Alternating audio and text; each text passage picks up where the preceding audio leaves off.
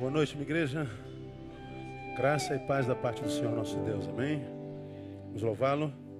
Vamos ficar em pé. Se tiver alguém do seu lado, dá um abraço. Boa noite, amado. Graça e paz, que o Senhor o abençoe nessa noite, que te ache na multidão, que começa a se formar e que Ele te faça crescer um pouco mais na graça e no conhecimento de Jesus, nosso Senhor. Aleluia. 1 Coríntios capítulo 16.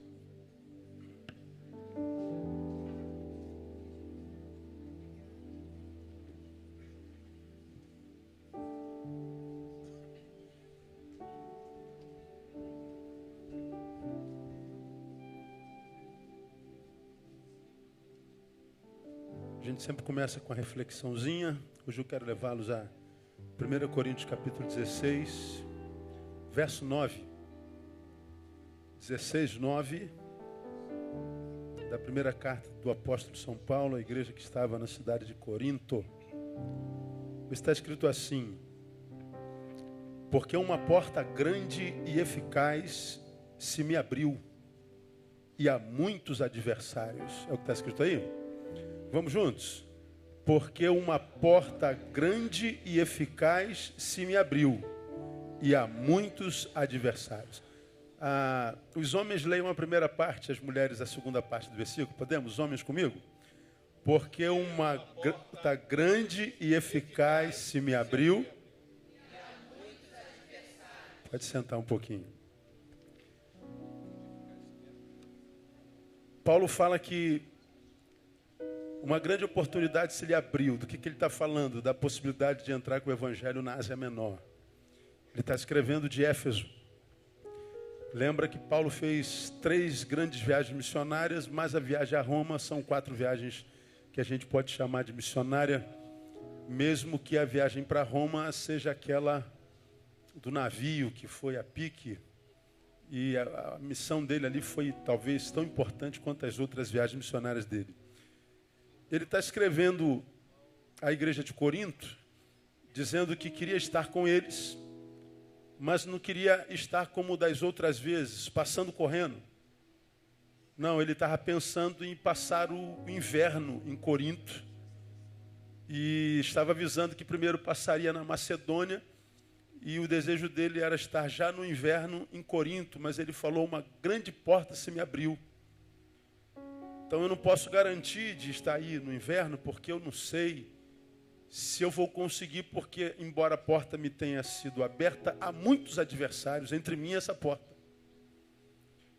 Então, Paulo está dizendo, eu quero estar com vocês, mas uma grande oportunidade me é aberta.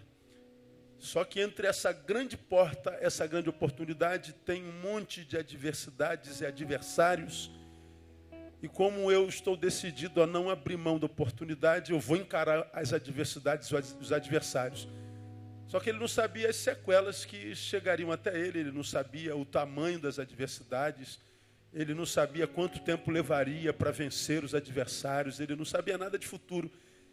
Ele só tinha um alvo. E se tem um alvo, quem tem um alvo, os adversários são só detalhes. Paulo tinha um alvo.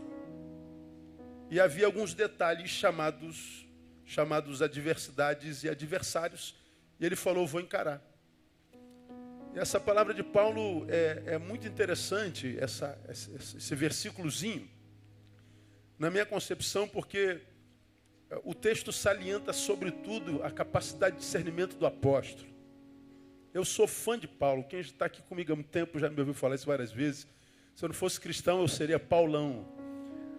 Porque o cara é muito fera. Ele é muito fera. Com todas as suas, desculpa a palavra, idiosincrasias, todos os seus defeitos, todas as suas noias. Paulo não era um homem perfeito, pelo contrário, sua vida está cheia de altos e baixos, de contradições. É só você olhar com os olhos clínicos que você vai ver isso. Mas a despeito de Paulo ter vivido as suas adversidades, o compromisso que ele tinha com Deus e com a palavra, depois da experiência da estrada de Damasco, quando ele se encontrou com Jesus, é algo que me apaixona demais. E na estrada de Damasco, quando ele ficou cego, Deus trabalhava a visão dele, evidentemente, né? Eu preciso apagar essa tua forma de ver o mundo para que o que eu forme na tua vida seja completamente novo. Deus chegou a cegá-lo. Mas depois que Paulo abriu a vista, ele não via mais só o que os olhos biológicos viam, ele ia muito além. A capacidade de visão de Paulo, de discernimento, de além da diversidade. Veja, ele aqui diz, há uma porta. Ele está de olho lá na porta, mas ele já está vendo aqui, embaixo do sapato deles, inimigos. Os olhos dele estão lá no alvo. E em nome do alvo ele está dizendo, eu vou cair dentro. Mas ele sabe discernir os muitos adversários, não são alguns. Ele não está andando como quem diz, vou chegar lá de qualquer jeito, não. Ele escreve à igreja de Corinto dizendo, eu não sei quando é que eu chego, eu queria chegar no inverno. Por que ele fala isso? Porque eu não sei como é que eu vou chegar do lado de lá. Eu sei que eu vou chegar. Eu não sei quanto tempo eu vou chegar do lado de lá. Eu tenho uma meta e eu vou chegar lá, mas porque estou com os olhos lá na frente, eu não perco um segundo adiante de mim. Porque meus olhos estão lá no futuro, eu não perco um segundo do presente. Ele vai caminhando em direção ao alvo sem desmerecer coisa alguma que está imediatamente próximo a ele. Diferente muito de nós, né? Às vezes nós temos um alvo na vida, sei lá, quero me formar, quero ser médico, aí tu passou para a medicina, aí tu cai dentro da medicina, eu quero ser médico, aí você despreza o cachorrinho que balança o rabo do teu lado, a criança que agarrou na tua perna, os amigos que te ajudaram a chegar até aqui com saúde, como você está, você despreza a vocação, você despreza a igreja, você deixa a esposa de lado, você deixa pai e mãe de lado, porque você tem um alvo e diz, eu tenho uma razão para abandonar o imediato, eu tenho um futuro para construir, eu tenho razão para não atentar para o que está aqui na minha frente, porque os meus olhos estão lá. Aí, as pessoas que vão assim, em direção ao alvo futuro, desprezando o presente, quando chegam lá no futuro, estão completamente sós.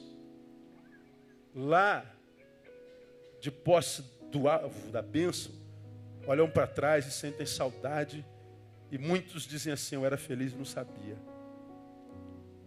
Alguns querendo enriquecer, querendo ganhar dinheiro, querendo prosperar, e ele estabeleceu uma meta. Isso é bom, isso é saudável, isso é necessário. O que a gente não pode desprezar o imediato, a gente não pode, por causa do amanhã, desprezar o hoje, a gente não pode, por causa do hoje, desprezar o agora.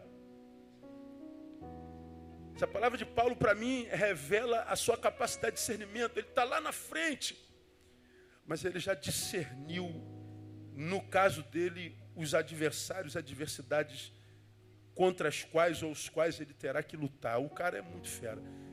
Eu acho que todos nós deveríamos buscar de Deus esse discernimento, porque ele está disponível. Se algum de vós tem falta de sabedoria, peça a Deus que a todos dá.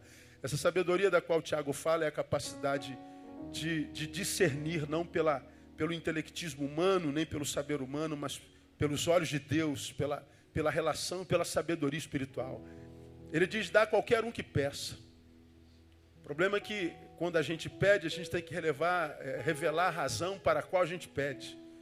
Porque se a gente pede, mas não mostra uma razão óbvia, a gente está pedindo errado para o nosso próprio deleite, então a gente não recebe. Então, não basta pedir, tem que pedir corretamente. Alguns crentes nunca receberão o que pede.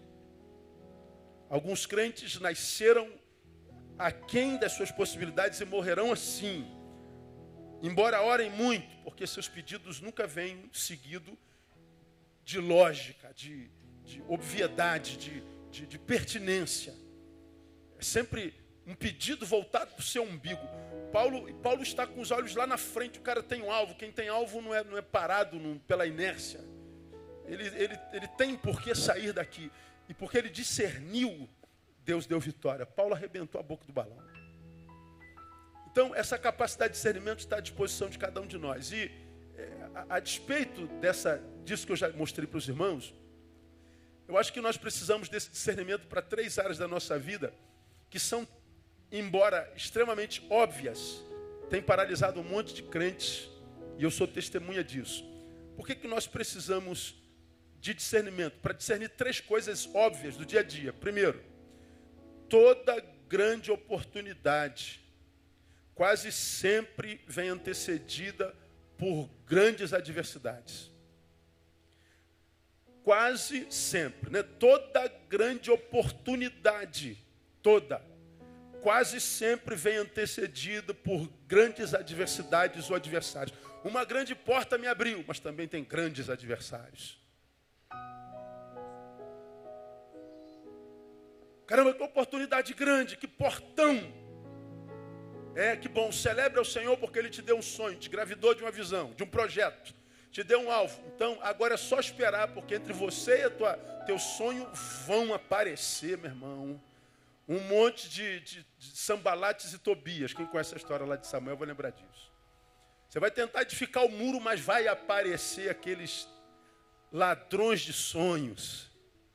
Vai aparecer aquela gente de onde a gente menos espera, às vezes dentro da nossa casa, que vai chegar perto de você e falar assim: pô, quem você pensa que é, meu filho, para sonhar um sonho grande desse jeito? Nenhum de teus irmãos conseguiram isso. Teu melhor amigo, às vezes chega perto de você e diz assim: pô, brother, eu acho que é demais, né? Muita areia pro teu caminhãozinho. O outro chega perto de você e diz: você ficou louca, amiga? Por quê? Porque você compartilhou um sonho, uma porta que se abriu. E às vezes uma palavrazinha, cara, uma palavrazinha desanima o sujeito. E aí ele olha para a porta já com uma outra visão, com outro olhar.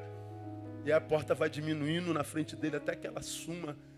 E aí ele vai seguindo a vida na sua ausência de sonhos e projetos. E a vida não se torna aliado, né? E o tempo passa, você já podia estar dentro da porta e agora você vive um tempo que não celebra. E por que a porta, você não entrou nela? Por causa de uma palavra, de um Sanbalate, de um Tobia, de um adversário que de repente era o melhor amigo, de um adversário que de repente era parente, de uma adversidade geográfica, financeira, física. Então, eu não sei com quem o Senhor está falando nessa noite. Se a vida te deu a oportunidade de enxergar uma grande porta aberta, não se iluda. Entre você e essa porta vão aparecer um monte de adversários. O que se faz então, pastor? Não pensa nos adversários. Pensa naquele com quem você está aliançado.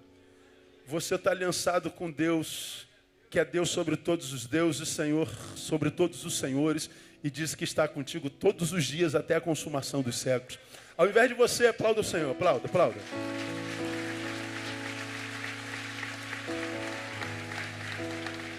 Gosto da postura de Paulo. Ô, Corinto, aguenta um pouquinho aqui, eu quero passar muito tempo com vocês, mas uma porta foi aberta aqui, e eu estou vendo que o bagulho vai ser doido. Mas eu chego. Olha o cara. Ele já discerniu tudo. Ele não abriu mão da porta por causa das adversidades. Ele não desanimou por causa da adversidade. Ele está fazendo o plano lá do outro lado. Pela consciência de que toda vez que algo grande se nos é apresentado, quase sempre esse algo grande virá também antecedido por grandes adversidades e grandes adversários. Então é possível que você esteja caminhando para uma grande porta que te abriu e junto com o sonho e com a alegria que veio, você está passando por muitas adversidades que você nem entende. Talvez esses adversários estão aí exatamente para impedir você de chegar lá. Mas o Senhor nessa noite ministra no teu coração, fica firme. Porque toda grande porta vem antecedido por grandes adversários, mas nenhum desses adversários é maior do que o Deus com o qual você está aliançado. Toma posse dessa palavra. Então, não pensa que vai ser fácil, não está escrito em lugar nenhum. Você já me viu pregando aqui várias vezes, quando eu vejo pessoas que chegam perto de mim, pastor, está muito difícil, pastor, a vida está muito difícil. Eu fico sempre pensando, de onde nós tiramos a ideia que seria fácil? Aonde que está escrito? Quem falou? Qual livro está escrito que a vida seria fácil? Qual profeta, qual filósofo, qual Deus? Aonde na história da humanidade está escrito que seria fácil? Não está em lugar nenhum. Não tem livro algum de religião nenhuma, de faculdade nenhuma, de ciência nenhuma dizendo que a vida seria fácil. Mas da onde a gente tira essa ideia de que tem que ser fácil? É um equívoco. Então, meu irmão, abrir uma porta, Um sonho brotou e você, quando confronta esse sonho com a palavra o abençoa. Então saiba, vão aparecer adversários, problemas deles. Quem tem um problema são eles. Porque se Deus dá um sonho a um filho, Ele ajuda esse filho a realizar o sonho, e ai de quem entrar na frente. Toma posse dessa palavra. Sempre vem antecedido por grandes adversários. Mas tem uma outra coisa que nós precisamos, que é óbvia e está jungida a essa, perceber por discernimento. Nem toda adversidade no caminho é sinal de que Deus não está no negócio.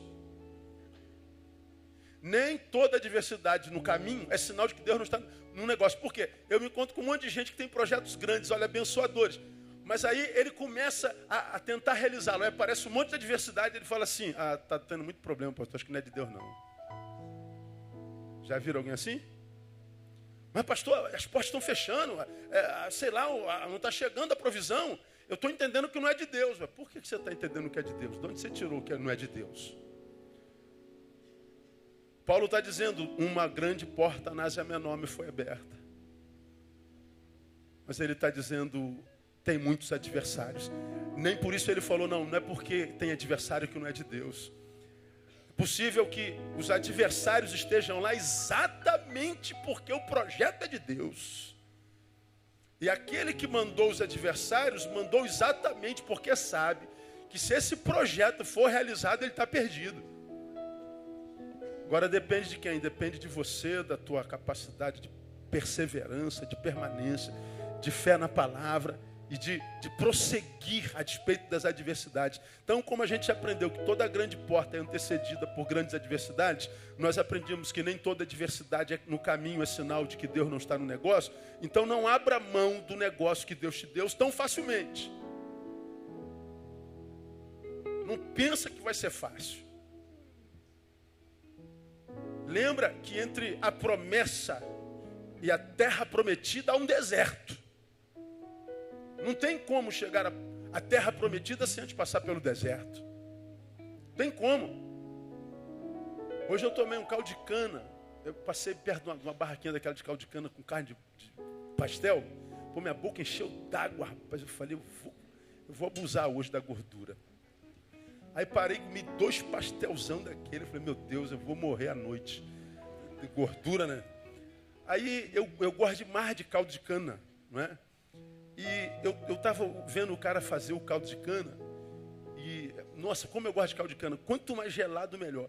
Aí eu estava tomando aquele caldo de cana, meus olhos foram para o bagaço da cana. Eu falei, é interessante, né? Para que eu tenha prazer no caldo, a cana tem que ser esmagada. Se não esmagar a cana, não tem caldo. Então, meu irmão, escuta o que eu vou lhe falar. Essa porta que te abriu é o caldo. Mas até você chegar nele, talvez você precise ser esmagado.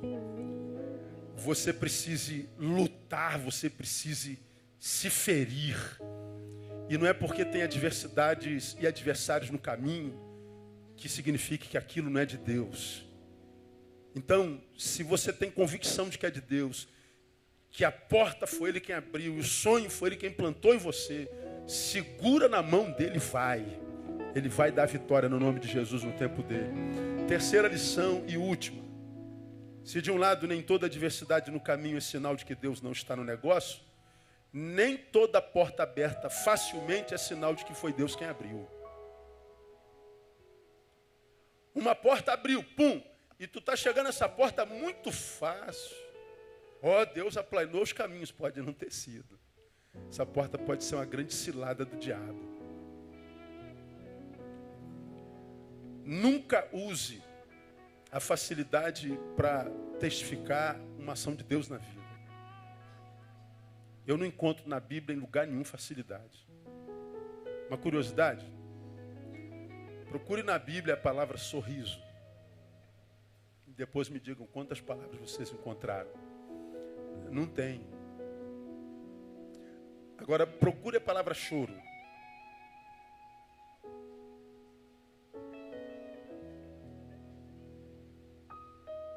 Procure quantas vezes tem a palavra alegria. Procure quantas vezes tem a palavra contristado, entristecido, triste. Aí você fala, mas por que é assim, pastor? Simples, porque o homem caiu. A terra foi contaminada pelo pecado. O mundo agora jaz no maligno. Nós somos cidadãos do céu, vivendo num lugar que é contrário à nossa natureza, a natureza santa. Nós somos como ovelhas enviados no meio de lobos. Nós somos minoria e mais frágeis. Nossa vitória só está no Deus com quem nós estamos aliançados. Então, caminhar por essa terra é caminhar com adversidade, porque nós estamos caminhando com a natureza contrária à nossa. Nós estamos remando contra a maré. Nós não temos poder e nem intenção de usar as mesmas armas que eles. As nossas armas não são carnais, embora poderosas em Deus para demolir fortalezas.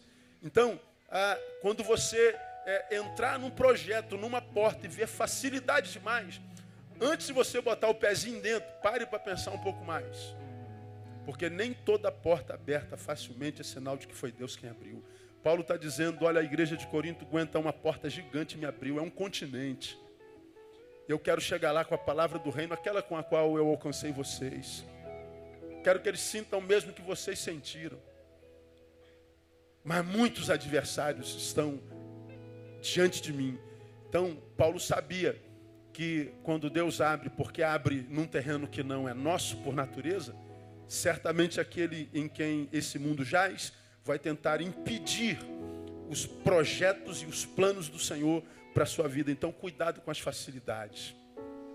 Cuidado com as alianças que você faz para dar um jeitinho aqui, um jeitinho ali, abrir uma portinha aqui, dar uma facilitadazinha aqui, você cede um pouquinho aqui, porque é possível que depois você tenha que ceder tudo lá. Cuidado com as suas alianças. Nem sempre facilidade é sinônimo de que Deus está abençoando. Então a minha oração é que Deus possa nos abençoar com essa palavra, porque a gente vive na esperança, né? Nós estamos dentro do reino, entramos pela porta que é Jesus. E dentro do reino, muitas outras oportunidades nos abrirão. Mas que Ele nos dê discernimento, para que, como nós falamos primeiro, por causa do alvo lá na frente, a gente não desmereça o que está aqui do nosso lado. Como eu falei, usando coisas tão próximas. O rabinho do cachorro balançando para a gente, que é uma alegria. A criança que agarrou na nossa perna. A borboleta colorida que voa e a gente não percebeu o belo. O jardim que está do nosso lado verdinho. A cachoeira que escorre. A gente está tão vidrado no alvo que a gente se esquece do melhor amigo. Aquele que deu sabor à nossa vida até hoje. A gente abandona esposa, mulher. A gente abandona igreja, vocação. Porque nós estamos tão fissurados, eu tenho que chegar lá. É verdade, isso é muito bom. Mas cuidado para que por causa do amanhã você abra mão do hoje. Cuidado que por causa do final do dia você não abra mão do agora. Lembre que quase sempre toda grande porta aberta trará antes dela grande quantidade de adversidades e adversários. Segue em frente, o Senhor é contigo. Lembre que nem toda adversidade no caminho é sinal de que Deus não está no negócio, como nem toda porta aberta facilmente é sinal de que Deus foi quem abriu. Não é assim. Então, que Deus nos dê a graça do discernimento. Termino ilustrando com Daniel, que você já ouviu aqui também. Daniel, capítulo 1, ele é preso com o seu povo de Israel. Ele é chamado, ele é escravizado junto com o seu povo, mas o rei diz assim, ó, separa alguns meninos bonitos, fortes, inteligentes para me servirem no castelo. Para me servirem aqui, que comam o que eu como, que bebam o que eu bebo, que durmam como eu durmo, que vistam como eu visto, que eles tenham o que o rei tem, tratamento de príncipe. Acha esses meninos lá entre os escravos. Bom, Daniel é tirado de entre os escravos para comer na mesa do rei. E ele diz assim, eu não quero isso. Mas como? Deus está te honrando no cativeiro. Não. Isso soa uma bênção, mas não é bênção. Porque quem está me oferecendo é meu adversário. Foi quem escravizou meu povo. Isso é uma bênção maldita. Eu não quero comer da mesa do rei. Porque a bênção tinha como fonte o adversário. Agora o texto diz que quem entregou Israel na mão do inimigo foi o Senhor. Deus entregou Israel na mão de Nabucodonosor. Deus entregou. Ora, quem entregou o povo na mão do inimigo foi Deus. Então, embora eles estejam em cativeiro, se é uma obra de Deus, parece maldição, mas é uma maldição bendita. O mal veio, aspas, aparente mal veio da mão de Deus, e o bem veio da mão do inimigo. Daniel soube discernir.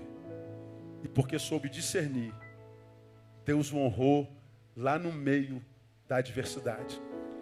Cuidado com as facilidades que você tem. Isso que parece bênção pode ser uma bênção maldita. E não abra mão das dores, das adversidades e das lutas. Porque isso pode parecer uma maldição, mas pode ser uma maldição bendita. Quem vai saber disso? Quem tem discernimento. Que esse discernimento Deus nos dê pela palavra, no nome de Jesus. Vamos aplaudi-lo, vamos ficar em pé, vamos adorá-lo. Aleluia. Vamos orar. Aleluia. Obrigado, Deus, por mais um dia que Tu acrescentas à nossa vida. 1000 caíram ao nosso lado, 10.000 à nossa direita. Nós não fomos atingidos. Louvado seja o nome do Senhor, porque o anjo do Senhor acampou-se ao nosso lado e nos livrou de todo o mal. Muito obrigado por Tua proteção, pelo livramento. Obrigado porque nós fomos ao trabalho e voltamos. Nossos filhos foram à escola, voltaram. Obrigado porque Tu puseste pão sobre nossa mesa. Várias vezes nesse dia não fomos vencidos pela fome mais uma vez. E assim tem sido por tantos anos. Muito obrigado a Deus porque, embora cansados depois de um dia intenso de trabalho, ainda há fome no nosso coração para terminar na Tua casa o dia. Desejosos que somos pela Tua palavra, o anseio da nossa alma é estar na Tua presença. Obrigado por essa fome, por essa sede de Ti. Por isso, ó Deus, nós pedimos, continua a ministrar ao nosso coração nessa noite. Tua palavra é o nosso alimento, Tua palavra é a razão da nossa reunião. Teu nome é o nosso alvo, é a Ti que nós queremos alcançar. Não a Tua bênção, mas o Senhor. Por isso, ó Deus, nós estamos erigindo um trono de louvor, porque a Tua palavra diz que Tu habitas no meio do louvor do Teu povo. Te pedimos, ó Deus, que uma vez que construímos um trono de louvor, que Tu te assentes sobre esse trono hoje. Que Tu estendas o Teu cetro, ache no meio da multidão aqueles que são Teus, e em achando-os abençoe-os muitíssimo. Muito obrigado por esse dia, por essa noite. Muito obrigado pela provisão, pelo livramento. Recebe honra, glória, louvor e adoração nessa noite. Por Jesus de Nazaré, nosso Senhor, que vive e reina para sempre. Amém e aleluia. Aplauda Ele, vamos adorar.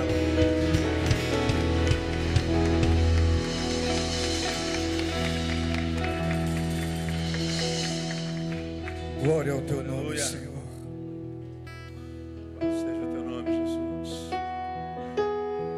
Oh, Jesus. Oh, Deus, dai-nos força, Senhor, para continuar, Deus, e fazer o Teu propósito, Pai. Obrigado, Jesus. Aleluia.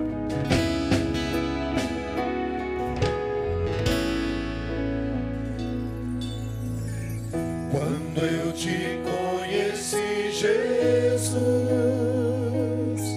o meu caminho brilhou. Agora minha vida não é mais a mesma. Eu acredito na palavra. Eu acredito no poder do Teu sangue, que me libertou da morte para a vida. Aleluia. Obrigado pela vida em nós.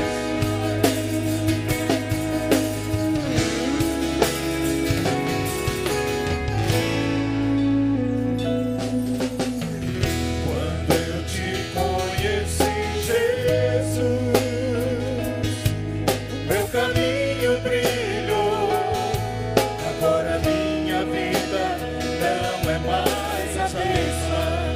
Eu acredito na palavra. Eu acredito no poder do teu sangue, que me libertou da morte para a vida. Aleluia! E a vida que eu vou viver agora é pra um motivo bem maior que o poder do amor, da ressurreição e aquela velha cruz que está vazia agora. E a vida que eu vou viver agora é pra um motivo bem maior que o poder do amor, da ressurreição e aquela velha cruz que está vazia agora.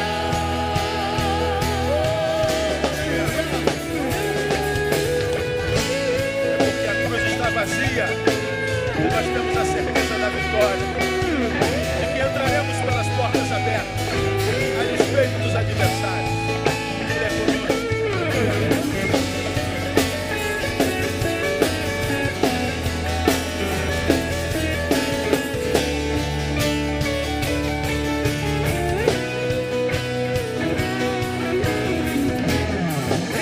A vida que eu vou viver agora é pra um motivo bem maior que o teu. Aleluia! O poder do amor, da ressurreição e aquela velha cruz está vazia agora. E a vida que eu vou viver agora é pra um motivo bem maior que o teu. O poder do amor, da ressurreição e aquela velha cruz que está vazia agora.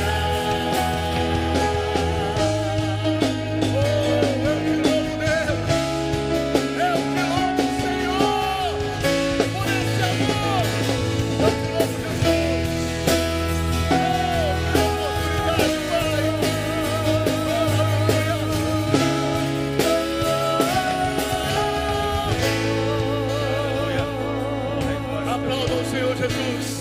Oh, aleluia. Glória a Deus. Aleluia. Eu estava atendendo hoje um jovem. Ele disse assim para mim: Romão, ele contou a vida dele, uma tragédia, aquilo que aconteceu na vida dele. Mais uma coisa me deixou muito feliz, porque veio da boca dele também uma palavra dizendo assim: mas eu quero algo diferente em minha vida, porque Jesus me curou. E eu não quero ser o mesmo que eu era. Eu quero ter outra postura diante de Deus. Quando o pastor estava falando essa palavra, eu me lembrei dele, das palavras dele, dizendo assim: eu quero fazer algo para Deus. Me ajuda, Romão. Eu falei assim: meu irmão, vamos junto. Aleluia. A igreja está aberta, o campo está aberto, as notícias estão acontecendo, as oportunidades estão aí. Aleluia. Ele está aqui me ouvindo, ele está aqui ouvindo essa palavra, para a honra e glória do Senhor. Aleluia. E ele disse assim: eu vou estar em todos os trabalhos dos homens, vou estar em todos que eu puder estar, eu vou estar com uma postura diferente, porque eu quero agradecer a Deus por essa cura. Oh, aleluia. Jesus o libertou. É por isso que ele tem essa postura hoje. É por isso que ele está aqui louvando o nome do Senhor.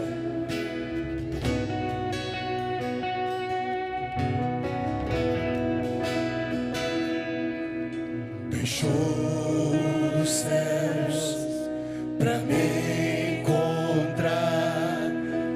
Aqui não é o seu lugar. Um amor assim o mundo não conheceu.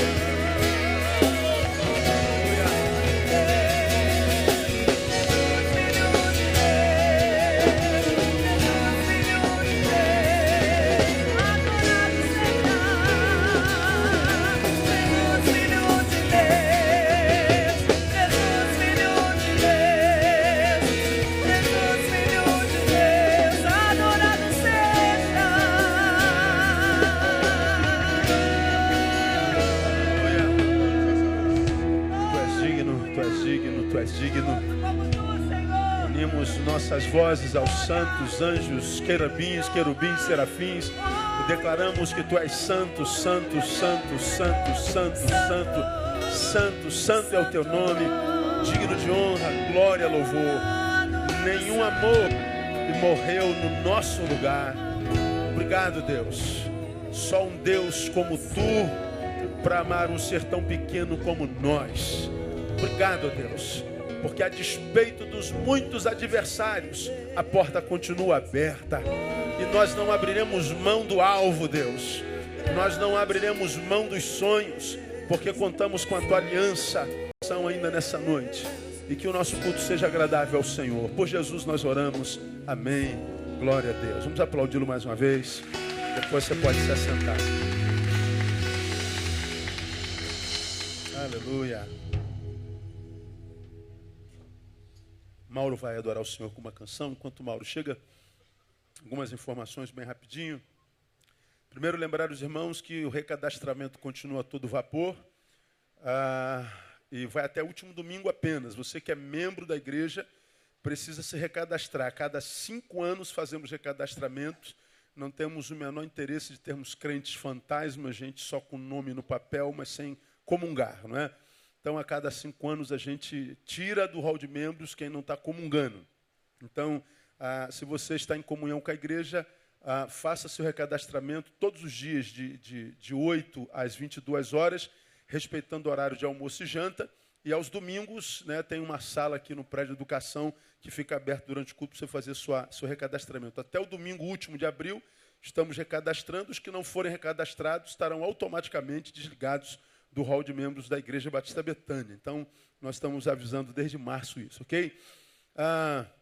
Lembrar que sexta-feira tem o trabalho dos homens. Pastor Adson vai falar para os homens. Tem homens aí hoje? Tem homem aí, amém? Glória a Deus. Glória, tem meia dúzia ainda, né? Amém. Boa noite, igreja. Os homens aí estão aí? Amém. Amém. Então, sexta-feira, meu querido irmão, você é convidado a estar aqui com a gente. Um novo projeto aí dos homens, um novo movimento. Homens, um farol na noite. Então, se você quer mais detalhes sobre esse trabalho, está lá no Face, está explicando como é que é o trabalho, mas especificamente nessa sexta, às 21 horas, nós estaremos nos reunindo aqui na igreja, juntamente com a equipe aqui, com o Romão, que está responsável por esse trabalho, ele e a equipe dele. Então, nós estaremos aqui convidando, esperando você, homem, a estar aqui às 21 horas para quê? Para você trabalhar, ajudar a gente a colocar essa logística para a rua de edificação espiritual. Então, a partir de 21 horas, a gente arruma o material. Após arrumar esse material, a gente tem aí um momento de edificação de, no máximo, 1 hora. Nós vamos trazer uma palavra aos irmãos. Então, mesmo você que não vai poder ir à rua, nós vamos para Bangu, né? Vamos passar ali o início da madrugada, no máximo 2 horas da manhã, você está voltando para deitar com a sua esposa. Se ela não lhe liberou, não vá. Se ela liberou, você vai, no nome de Jesus, na bênção. E nós estaremos ali abençoando com alimento, dando atendimento de enfermagem, né? Anotando alguns dados, orando, ministrando sobre esses moradores de rua. Então, nós queremos convidar você, homem, a estar fazendo parte desse movimento. Mas se você não puder ir à rua, você venha, porque nós vamos trazer uma palavra para você, até porque no mês de abril nós não teremos o culto dos homens, só em maio.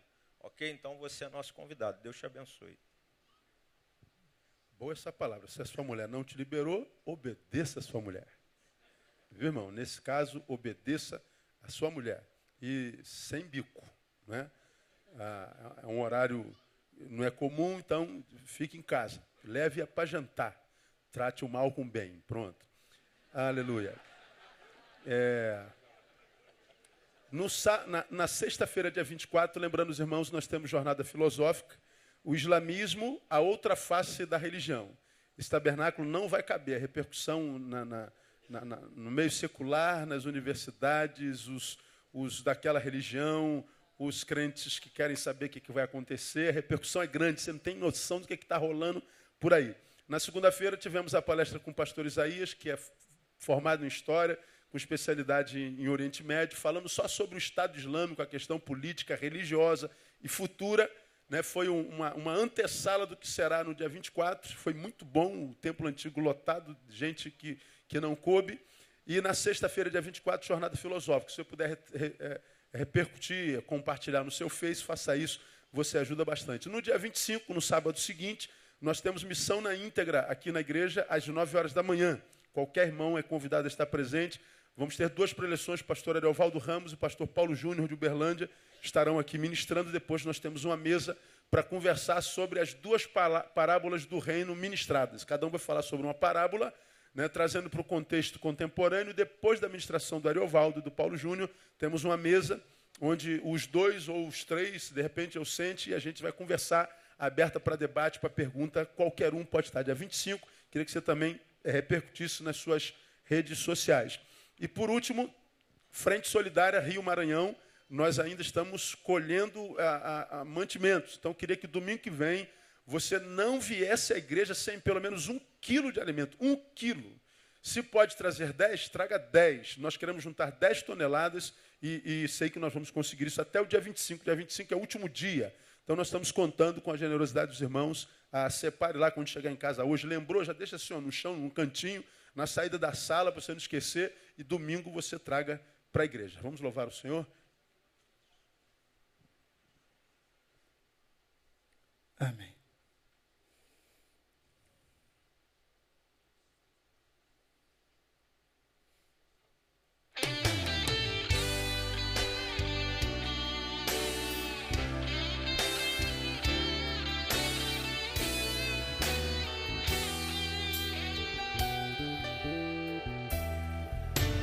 Ao sentir o mundo ao meu redor,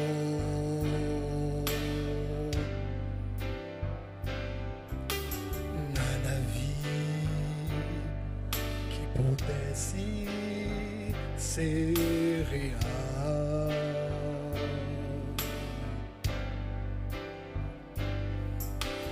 Percebi que todos buscam paz, porém em vão, pois naquilo que procuram não há solução, não há solução. Só em Jesus a paz real eu pude encontrar. Do seu amor pude experimentar. Me entreguei a Cristo e a vida eterna vou gozar.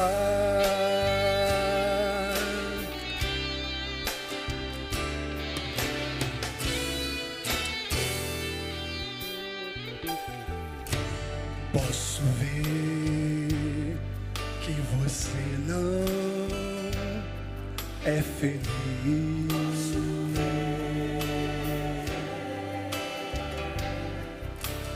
Vou dizer que não pode ser feliz.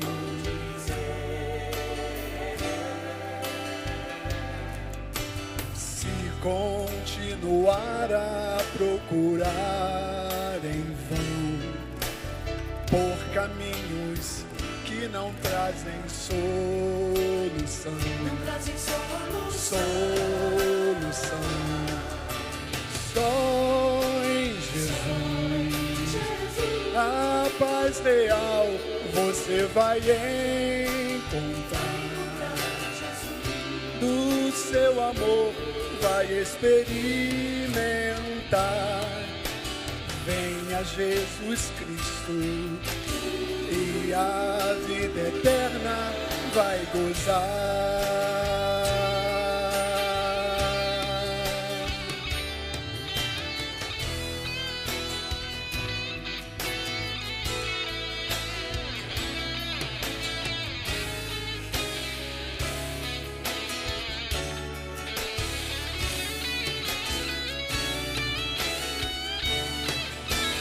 Só em Jesus a paz real você vai encontrar. Do seu amor vai experimentar. Venha Jesus Cristo e a vida eterna vai gozar.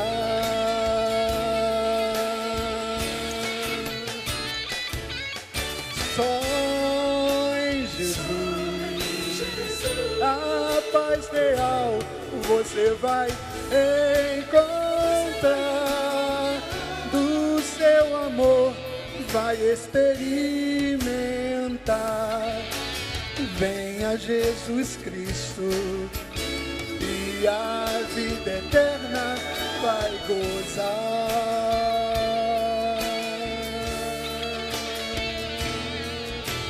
Amém. Aleluia.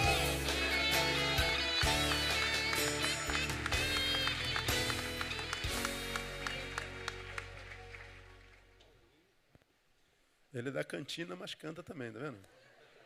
Cozinha e canta. Polivalente.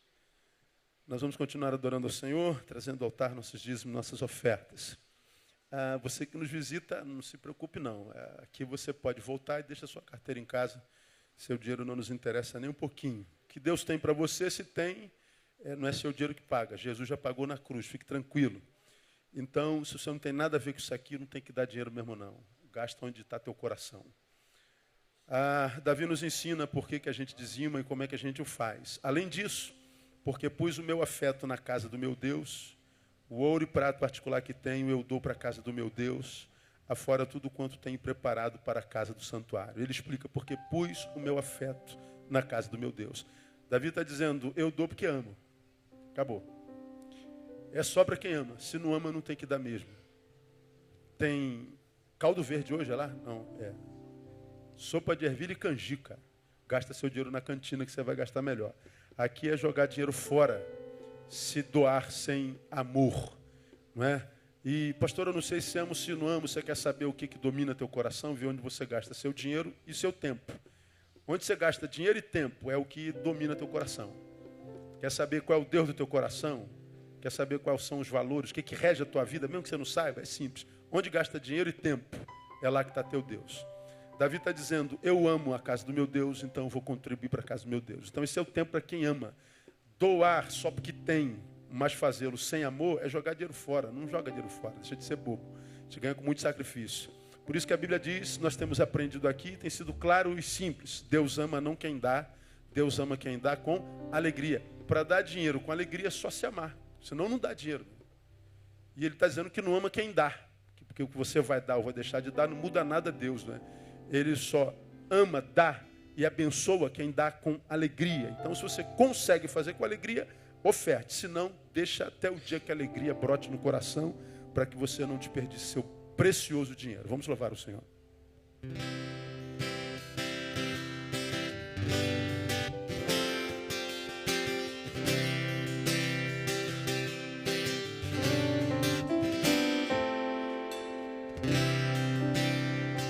Eu sei que sempre estás comigo, Senhor.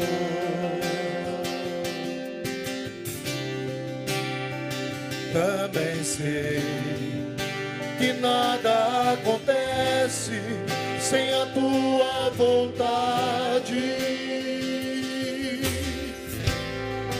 mas preciso aprender a confiar em ti.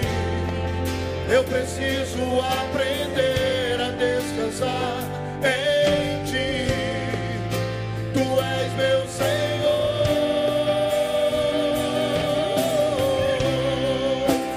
Todas as coisas cooperam para o bem daqueles que te amam, Jesus. Todas as coisas cooperam para o bem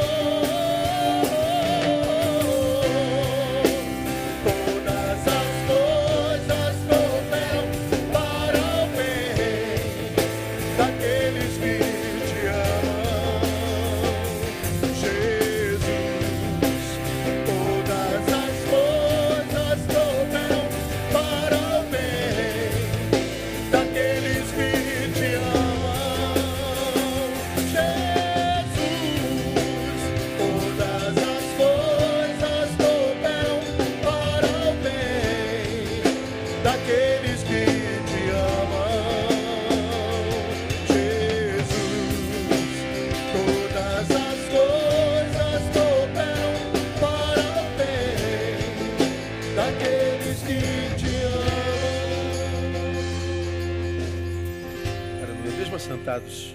Vamos orar ao Senhor, Romão. Ora ao Senhor. Nessa oração, Romão, peça pela irmã Guiomar e pela irmã Celeste. Celeste vai operar. Irmã Guiomar. Está com leucemia, né? E câncer. Vamos orar pela irmã Guiomar e pela irmã Celeste que vai operar. Mesmo sentados, curva a sua cabeça. Vamos falar com Deus. Jesus, sabemos que Tu estás aqui, Deus. Obrigado, Deus. Porque Tu disseste, onde estiver 2 ou 3 reunidos em meu nome, aí estou no meio deles.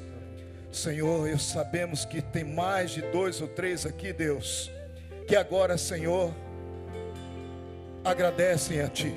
Obrigado. Pelo privilégio de estar nesse lugar, Sim, Deus. de cooperar com a Tua obra, de dar com o coração aberto, Deus. Senhor, nós Te louvamos por essa oportunidade, Pai. Obrigado. Nós Te louvamos, Senhor, pela oportunidade de exercer a nossa fé. E agora, Senhor, eu peço, vá abençoar cada família aqui representada, dando, Senhor, multiplicando muito as bênçãos, Senhor, sobre suas vidas. Que chuva de bênçãos caiam sobre suas casas. Que chuvas de bênçãos caiam sobre suas famílias.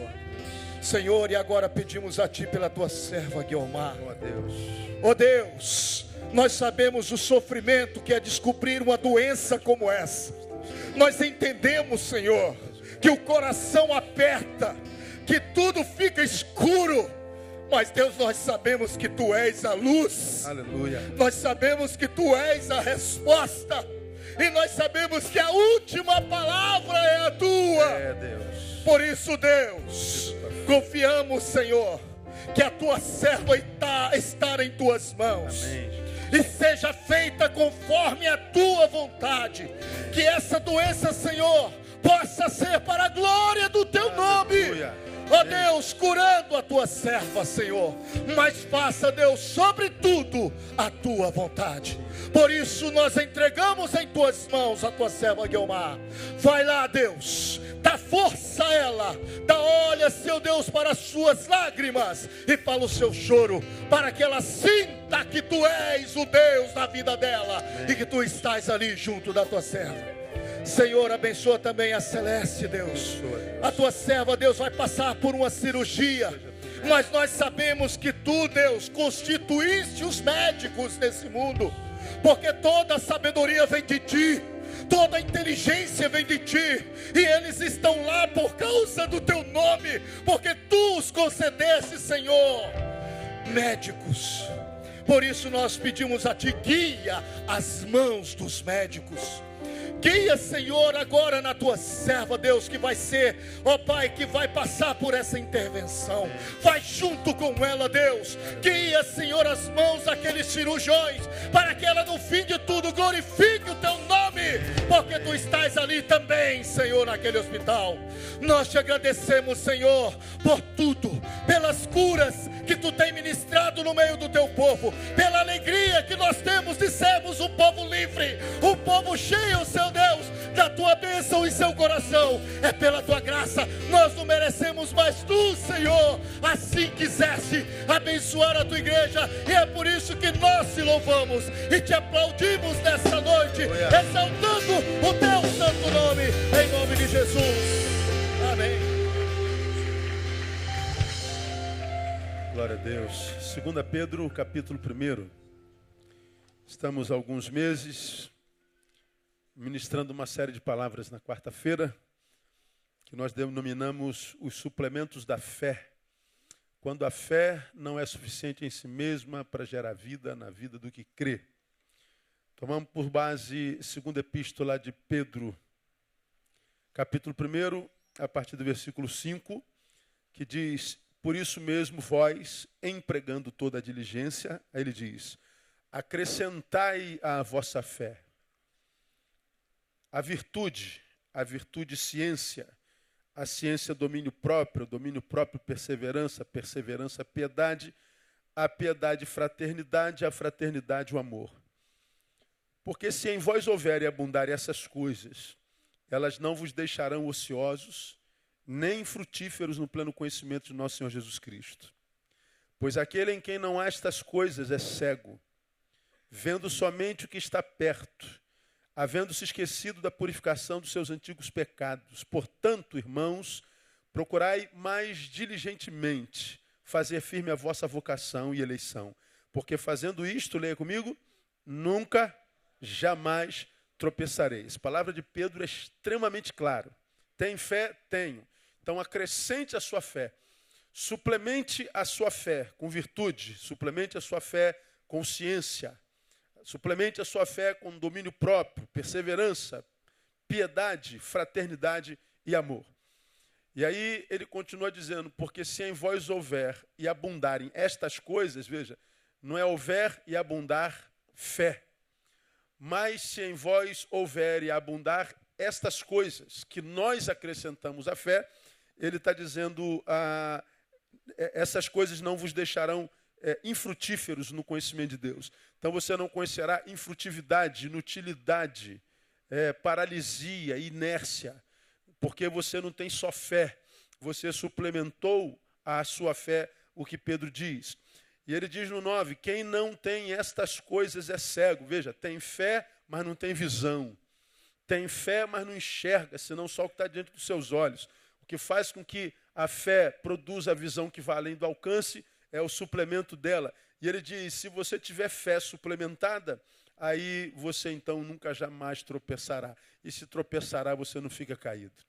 Aí nós falamos exemplos bíblicos de gente que fracassou na fé, embora a fé fracassada. E depois nós falamos sobre virtude, excelência moral, é a palavra arete, tem a ver com caráter, tem a ver com um esforço humano de não dar vazão à nossa banda podre. Falamos sobre ciência, a palavra é gnosis, só que essa ciência não é acúmulo de informações, não é conhecimento experiencial. Falamos de piedade eusebeia, reverência para com Deus, não é temor no íntimo, é valorizar o que nós somos na essência, tendo por base a certeza de que Deus se relaciona com aquele ser que nós somos quando não tem ninguém olhando para nós. Então não adianta ser um na igreja, outro fora. Piedade, devoção no íntimo. E depois nós falamos na quarta-feira passada sobre perseverança, rupomone. Significa literalmente ficar para trás. Se o mundo se deteriora, se os valores se deterioram, se a família se deteriora, se os crentes apostatam, fique para trás. Mas eles estão aparentemente felizes, mas estão longe do Senhor. Fique longe dessa felicidade. Fique para trás. Perseverança foi extraordinário. Eu fiquei muito abençoado com essa palavra. E hoje nós vamos falar sobre fraternidade. Depois de piedade, fraternidade. Na quarta-feira que vem a gente termina essa série falando sobre o amor. Fraternidade, acrescente a sua fé. Fraternidade, a palavra no original é Filadélfia. Filos Adelphos, Filadélfia. Fraternidade. Não adianta virtude, não adianta ciência, conhecimento, não adianta domínio próprio, não adianta perseverança, não adianta piedade. Vejam, todos esses suplementos subjetivos. Todos têm a ver com pessoalidade, subjetividade, virtude, conhecimento, domínio próprio, perseverança, piedade. Tudo subjetivo. Não adianta ter esses subjetivos, se esses não me direcionar a relação com o meu próximo. Fraternidade é amor fraternal, relação de irmãos. Paulo está dizendo, Pedro está dizendo, se você suplementou tua fé com todos esses suplementos citados por Pedro, ótimo, você já está no meio do caminho. Agora, se fez de fato, não foi discurso, esses suplementos, fortalecendo sua fé, te encaminharão para a relação com teu irmão. Pedro está dizendo, não há fé em Deus que, fortificada pelos suplementos da palavra, não me conduza em direção ao meu semelhante. Onde tudo que nós suplementamos a fé vai desembocar em relacionamento. Não existe discípulo de Jesus que de fato seja, que não consiga se relacionar. Se você é daqueles que se julgam crentes, salvos, mas não consegue se relacionar, você tem que questionar a tua salvação. Porque a fé que é gerada pela palavra no espírito do homem, pelo Espírito de Deus, vai ser suplementada por isso que Pedro nos ensina, e ele está dizendo, vai terminar no amor fraternal, no amor fraterno, na relação humana, vocês vão conseguir se relacionar. Fraternidade, amor fraternal, só pode ser desenvolvido no encontro. Tem como viver fraternidade sem encontro. Tem jeito. Pastor, eu não quero mais saber de ninguém, eu não quero que ninguém se meta na minha vida, eu não meto na vida de ninguém. Então esquece Deus, irmão. Você está se auto-enganando, você não tem nada de Deus no lombo. Nada. Ah, mas eu já fui muito ferido, porque se relacionou errado, não é porque se relacionou. Porque se tivesse se relacionado certo, não teria se machucado tanto. Porque quando a gente se relaciona certo, a gente discerne nossa intenção no relacionamento e o íntimo de quem é aquele com quem eu estou me relacionando. E aí nós vamos nos relacionar respeitando, por causa de quem nós somos e com quem nos relacionamos, os níveis de relacionamentos. Quando nós temos maturidade espiritual, suplementamos, portanto, a nossa fé com virtude, ciência, conhecimento, domínio próprio, perseverança, piedade. Ora, a nossa fé é robustecida, ela amplia a nossa capacidade de discernimento e visão, como falamos na gotinha de sabedoria, e quando nós formos nos relacionar, nós sabemos a que nível nos relacionamos. Já falamos sobre isso aqui 1000 vezes. Todos nós temos vários níveis de relacionamento na nossa caminhada. Tem aquelas pessoas que você se relaciona, mas só no nível bom dia, boa tarde. Você nunca parou para trocar um diálogo. É o vizinho da terceira casa, é o colega da firma, mas que trabalha naquele escritório lá do outro lado, você só se encontra com ele no aeroporto, não, no elevador, não é? E tudo mais, bom dia, oi, um sorriso, acabou. Mas tem aquele outro nível de relacionamento que você diz bom dia e porque está mais próximo diz, como é que você está? Está bem? Pô, não estou muito bem não, porque já trocou 2 dedos de prosa. Diferente do primeiro que você só encontra no elevador. Mas há aquele que você vai mais além, é aquele com quem você almoça todo dia. Aí já são 3 dedos de prosa. É um nível mais profundo de relacionamento. Mas tem aquele camarada com quem você foi criado. Ele sabe teus segredos, teu podre. Diferente do teu colega de trabalho que só se encontra por 8 horas do dia. É um outro nível de relacionamento. Mas entre os amigos que cresceram contigo, tem aquele que é irmão. Que é aquele com quem a gente se aliançou mesmo, parece que as almas casaram, é unha e carne. Quem tem alguém assim na vida? Deixa eu ver. Que bom que você tem. Guarda bem esse homem e essa mulher com muito carinho, porque ele é raro na vida. O bom amigo, o verdadeiro amigo, entrou na lista de bichinhos em extinção na humanidade. Você pode ter certeza. Então, temos essa pessoa que a gente é unha e carne, mas nós temos outros níveis de relacionamento. Nós temos a família.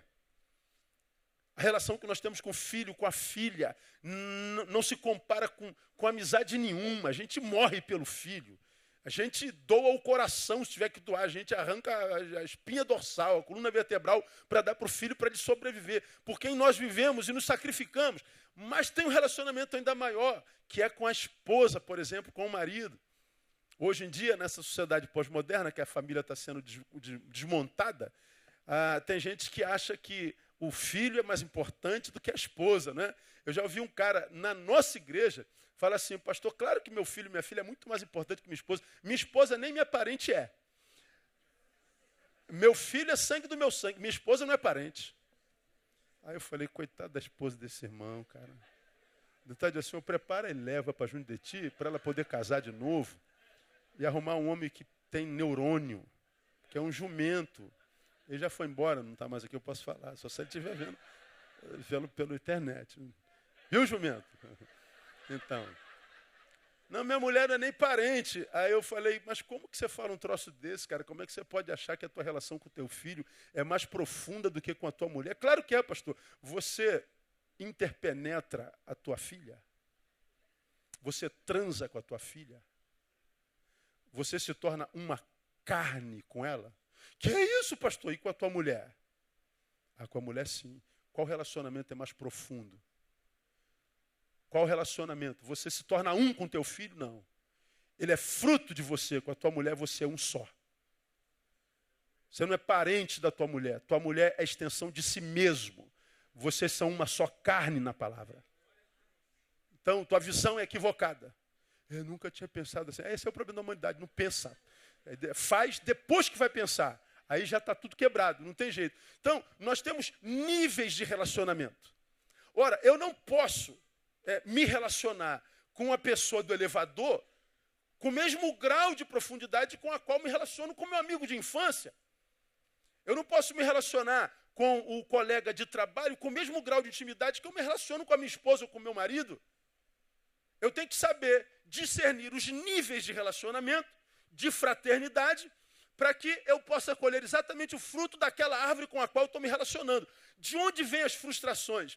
Nós dedicamos a alguém com quem eu me encontro uma vez por mês a mesma semeadura que eu dou a alguém com quem eu me encontro todo dia, esperando colher o mesmo fruto. Eu não posso colher o mesmo fruto porque são terras diferentes. Então semeia outro fruto naquela pessoa e outro fruto nessa pessoa, outro fruto naquela pessoa. Se a gente se relaciona com esse discernimento, saber com quem a gente está relacionando, discernindo a terra, que é a pessoa com a qual a gente tem fraternidade, a gente não se frustra. Não tem jeito. Ora, é possível que se relacionando com um sujeito água, você plante nele sementes de alface hidropônico e você colhe alface. Mas se você está se relacionando com um sujeito água e planta uma semente de manga, você nunca vai chupar manga na vida. Dá para entender o que eu estou falando? Poxa, pastor, eu sou doido para chupar manga. Planta em terra diferente. Por que as pessoas se frustram? Estão se relacionando sem discernimento algum e aí projetam sobre o outro todo o seu sonho, toda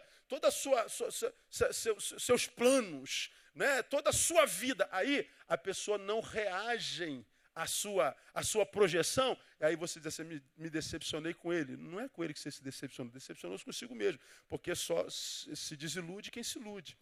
Você se iludiu plantando nessa terra, plantando nessa pessoa. Cara, se desculpa a falta de modéstia. Eu tenho quase 49 anos. Eu lido com multidões de gente o tempo inteiro. Eu não me lembro de ter me frustrado com um ser humano. O senhor nunca, pastor, investiu e se decepcionou? Não. A única vez, ministerialmente, que eu me decepcionei, eu já sabia que ia acontecer meses antes. De modo que não me frustrou nem uma vírgula. Eu nunca fui adoecido por um ser humano que não tenha respondido uma projeção minha. Ou seja, nunca houve na Terra um ser humano que tivesse poder de me adoecer. Porque o poder que o outro tem sobre nós, só o tem porque nós lhe demos. Ninguém tem poder sobre a sua vida sem que você tenha dado esse poder a ele. Porque se você não tivesse emprestado esse poder a ele, ele não exerceria esse poder sobre você. Porque a Bíblia diz, se pois o Filho vos libertar, conclua para mim, verdadeiramente serei livre. E você acha que a liberdade que o Cristo imprime na nossa vida não é também liberdade do outro? Ora, como você tem me ouvido falar nesse ano todinho, nós estamos no mês 4, eu já citei isso umas 15 vezes, quando a verdadeira liberdade nos é outorgada pelo verdadeiro libertador, nós somos livres, inclusive do libertador que é Jesus. Jesus nos liberta e nos liberta, inclusive dele. Neil, você está livre, inclusive de mim. Fica comigo, me servindo, se relacionando comigo, só se quiser. O senhor quebrou minhas cadeias, as minhas amarras, quebrei, Neil. Estou livre, estou. Então, se eu quiser viver a minha vida, o senhor não vai me obrigar a ficar aqui no teu pé, não? Não, Neil, você está livre até de mim. Aí o homem escolhe viver longe de Deus e Deus respeita a liberdade do homem. Ele nos deu livre-arbítrio e Ele respeita o que é que a gente faz com o nosso livre-arbítrio. Então, veja, nem de Deus, que é Senhor dos senhores, somos escravos. Bora, como que a gente encontra gente escrava de outro ser humano? Porque deu esse poder a ele. Por causa dessa incapacidade pessoal de relacionar-se corretamente, tantas pessoas já não querem mais se relacionar, ou seja, não querem mais viver fraternidade. Abriu mão da fraternidade e espera viver uma espiritualidade saudável. Auto-engano. Porque não existe fé que produza solitude, não existe fé que produza rompimento, não existe fé que seja de Deus, que não me impulsione em direção a alguém. Termina na fraternidade, não tem jeito. Só não entende quem não quer. Então você está aqui, eu me decepcionei com o pastor, me decepcionei com o diácono, me decepcionei com o presbítero, me decepcionei com a mãe, me decepcionei com o papa, decepcionou com todo mundo. Tu acha que a decepção é com quem? Responda.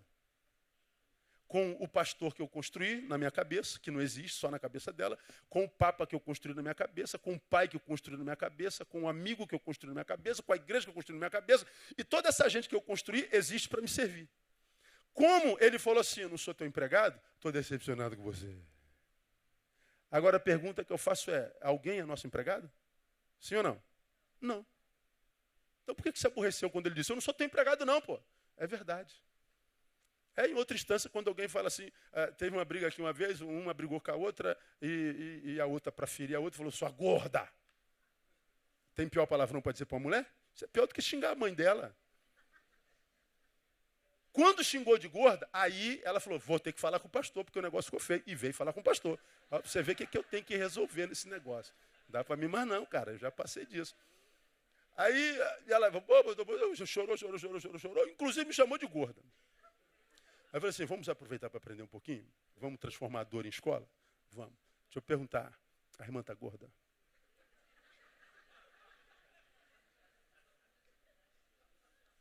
Foi isso mesmo, silêncio total. Demorou a responder. Né, pastor? Não está gordinha, não está, irmã? Tá. A sua irmã disse alguma mentira? Não, pastor, mas não precisa dizer, né? Mas o problema não foi o que a irmã disse, foi que a irmã disse uma verdade que você não quer admitir sobre você. Se a irmã não tivesse gorda, ela não te chamaria de gorda, nunca seria uma ofensa. Então o seu problema é com a sua imagem, não é com a palavra da sua irmã. Então deixa eu tentar dizer uma coisa para a irmã, não tente mudar a sua irmã. Porque se ela teve coragem de dizer uma coisa dessa para a irmã, ela vai procurar outras fraquezas para te ferir. E as fraquezas são aquelas que você empresta a ela. Entendi, pastor. Então, mesmo quando a gente entra num relacionamento e somos feridos, quase nunca é o outro que nos feriu. Nós demos ao outro uma arma que ele usou contra nós. E se ele usou contra nós é porque nós lhes demos essa arma. Aí nós dizemos assim, eu não quero saber de mais ninguém, ninguém presta. Ninguém é muita coisa, né, irmão? Ninguém é muita gente. Tem muita gente boa nesse mundo. Aliás, o número de gente boa é muito maior. Muito maior. Amém ou não amém? Quanta gente boa nós temos aqui nessa noite. Glória a Deus. Quantos mentirosos nós temos aqui nessa noite? Pouco.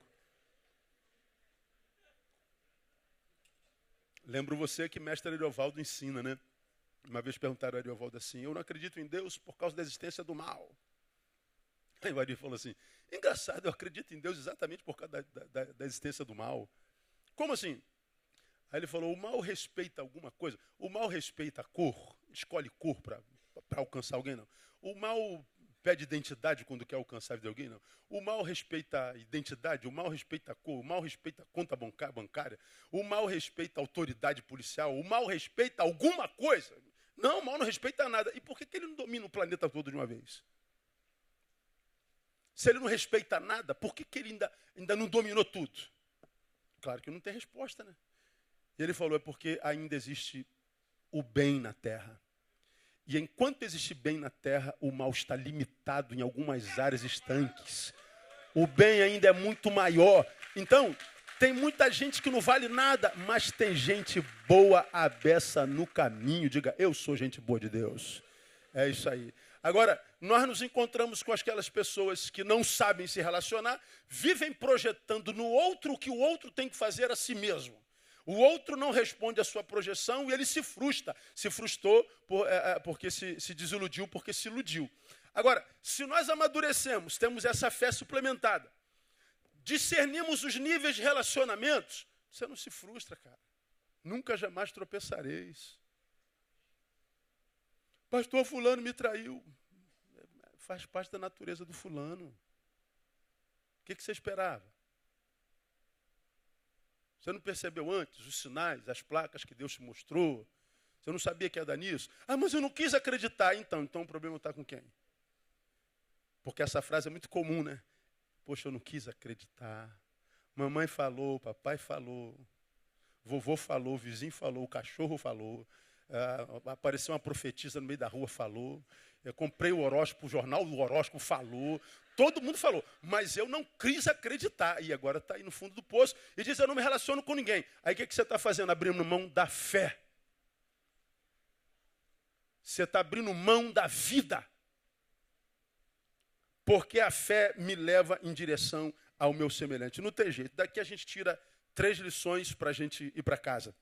Primeiro, aprenda, portanto, que o evangelho ou o cristianismo não é uma religião. É um estilo de vida. Quem transformou o evangelho em cristianismo foram os homens. Jesus não veio fundar uma religião entre as já existentes. Jesus veio, pelo seu Espírito Santo, um Deus que se fez homem para ser o nosso protótipo de gente. Porque o pecado deformou a humanidade do sujeito. Então, o ser humano não ama mais o ser humano. Usa, abusa dele, exerce poder sobre ele, rouba-o, mata-o. Então, o ser humano, depois do pecado, se transformou em ser humano da forma errada. Então, nós não tínhamos mais referência de humanidade.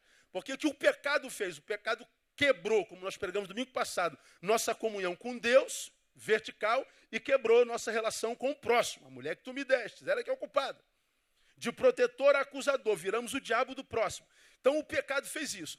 Dali para cá, os homens não são mais aqueles que amam o seu próximo. Nós estamos em competição. O outro é alguém que a gente não ama mais, é de quem a gente tem medo.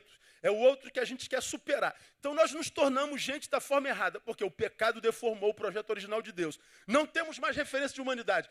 Jesus vem, se transforma um ser humano padrão e diz, vocês têm que ser igual a mim. Não usurpou ser igual a Deus, né, ao que se devia aferrar, mas ele abriu mão desse negócio, se tornou gente e obediente até a morte de cruz. Ele doou vida. Jesus veio para ensinar a gente a ser gente como gente tem que ser. Como ele foi embora, ele deixou o seu espírito. Para que ele deixou o seu espírito? Para que a gente continuasse sendo gente como gente tem que ser. Porque, como você já aprendeu aqui, o caminho da espiritualidade do evangelho é diferente do caminho da espiritualidade dos evangélicos. Um é o caminho da espiritualidade do evangelho. A outra é o caminho da espiritualidade dos evangélicos. Qual o caminho da espiritualidade dos evangélicos? É de um ser humano tentando se transformar num ser espiritual. Aí tu vê os super crentes aí. Ó. O superstar. Agora o cantor, o Thales Roberto, lançou a Bíblia do Thales Roberto. Aí antes do Gênesis tem a história dele todinha. Aí depois chega a Bíblia. Aí tá um bafafá. Isso é para incentivar os jovens a lerem a Bíblia. Os jovens não leem a Bíblia, então eu botei minha cara lá para incentivar. Falei, o Espírito Santo não deu cabo, bota o Thales. Não é? Então ele vai dar uma força para o Espírito Santo. E podia ser mais fácil, né? Eu estou querendo ganhar dinheiro em todas as instâncias, porque eu não sei até onde que eu vou conseguir com a minha gritaria vender. Então, nós banalizamos o evangelho, a palavra, nós banalizamos tudo, virou uma bagunça. Aí nós vamos pregando pelos superstars da Bíblia que o ser humano vai se transformando num ser supra-humano. Ser humano que já não tem mais fraquezas humanas, não tem mais pensamentos humanos, não tem mais crises humanas, porque você se espiritualizou. Aí você tem uma crise, chega o super crente e diz assim, isso é legalidade. Tem alguma coisa errada na tua vida, porque se tudo estivesse certinho, você não estava passando por essas crises humanas. Por quê? Porque a espiritualidade dos evangélicos é de homem a um ser espiritual. Só que a espiritualidade do reino é o contrário. É um ser espiritual tentando voltar a ser humano. É um ser espiritual caído tentando voltar a resgatar a sua humanidade. Ou seja, Deus está no caminho da humanidade e o homem está no caminho da deidade. Nós estamos no caminho contrário de Deus. Enquanto o nosso Deus quis ser gente, a gente que é gente está tentando ser semideus.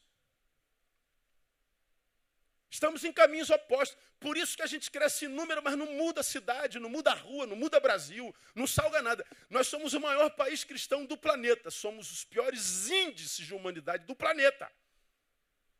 Somos uma vergonha. E o pior, batemos no peito achando que nós somos os caras. Somos ridículos. O que a espiritualidade faz em nós? Restaura o que o pecado deformou na minha humanidade. Aí eu não uso mais o meu irmão, eu sirvo. Eu não compito. Compito? Pelo amor de Deus, existe isso? Eu não vou mais competir com o meu irmão. Melhorou. Compito existe? Professor de português? Um disse que sim, outro disse que não. Então não sou eu sozinho que estou nessa burrice, não. Então, tamo junto, irmã, tamo junto.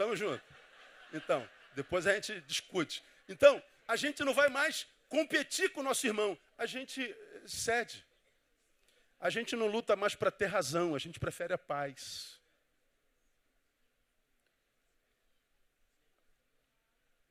A gente se torna o maior porque serve de todos. Já pensou se a gente vivesse assim de verdade, cara? Como é que a terra ia ser uma bênção? Mas não, a gente acha que a espiritualidade é supra-humana. Não, a espiritualidade... Você não é minha ovelha, não precisa ouvir isso não, tá, irmão? Mas você que é da Igreja Batista Betânia, escute. Quanto mais santo, você já ouviu isso, mais humano. Quanto mais santo, mais normal. Quanto mais santo, mais sangue bom. Quanto mais santo, mais gente boa. Quanto mais santo, mais humano. E quanto mais humano, você então está vivendo uma espiritualidade que eu chamo de atraente, não repelente. Você vive uma vida que é tão parecida com a de Jesus, atraente, que você não precisa falar o nome de Jesus uma vez na semana, que as pessoas saberão que tem alguma coisa diferente em você. Por causa do teu caráter, por causa do teu serviço, por causa da tua ética, por causa da tua generosidade, por causa da tua bondade. Aí tu ouve o tempo todo, pô, cara, tem alguma coisa diferente em você, rapaz? O que é? Nada, você vai descobrir no caminho, não precisa falar. Agora, eu sou de Deus, aleluia. O cara vive cantando para todo mundo o que ele é. Pô, se tu não falar, ninguém vai saber, né, irmão? Porque é o mais fofoqueiro, é o mais crítico, é o mais omisso, é o que deve a todo mundo, mal pagador. E você morcega. Mas chega na hora do almoço, pega uma Bíblia desse tamanho, aleluia, glória a Deus, churianda, churicanta, churifala, e vai com os chures por aí. Religião pura, mas relacionamento zero. Hipocrisia, auto-engano, meu irmão. Auto-engano. O evangelho não é uma religião, é um estilo de vida. Portanto, o evangelho é socializador. Portanto, eu estou dizendo que o evangelho nos capacita não só para nos relacionarmos com Deus, restaura a nossa capacidade de nos relacionarmos com o nosso semelhante. Por que nós estamos vivendo o que nós estamos vivendo enquanto sociedade? Porque a sociedade excluiu Deus do seu seio. Nós somos uma sociedade secularizada, sem Deus no coração.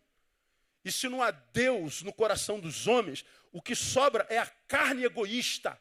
E aí nós estamos vendo o que a gente está vendo todo dia. Todo dia. Você viu essa semana aí? O camarada, o homem, achou que a mulher estava traindo ele. O que ele fez? Ele pegou um machado e cortou os 2 pés da mulher enquanto ela dormia. Arrancou, jogou os pés da mulher fora. Aí, depois descobriu que ela não estava traindo ele. E agora?